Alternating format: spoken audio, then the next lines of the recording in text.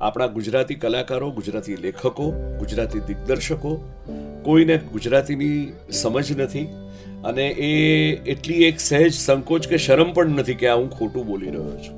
Self sufficiency જોઈએ, self સસ્ટેનન્સ જોઈએ નાટકને. એ તો ઊભી થવી જ જોઈએ. પછી એ નાટક તમે પૃથ્વી થિયેટરમાં કરતા હો કે તમે ઠાકોરભાઈ દેસાઈમાં કરતા હો. अब अपने बाप पे हाथ उठाते हैं.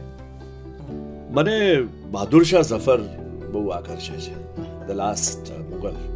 એ બિચારાને સ્વાતંત્ર્ય સંગ્રામનો મુખિયા બનાવી દેવામાં આવ્યો હતો 1857માં. બાકી એને તો ગઝલો લખવી જ પ્રિય. સમગ્ર ફિલ્મ ઇન્ડસ્ટ્રીએ અમુક ફીડબેક લેવો બહુ જરૂરી છે, સાચો ફીડબેક લેવો બહુ જરૂરી છે.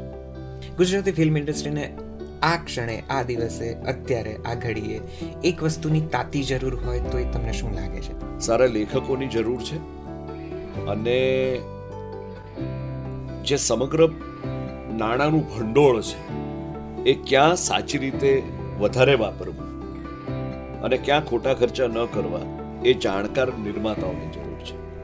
કોઈ આંખોમાં સરોવરની વ્યવસ્થા થઈ શકે? આહા, કોઈ આંખોમાં સરોવરની વ્યવસ્થા થઈ શકે? સ્વપ્ન લાદેલો તરાપો કાયમી જ્યાં રહી શકે. આહા, ક્યા વાત.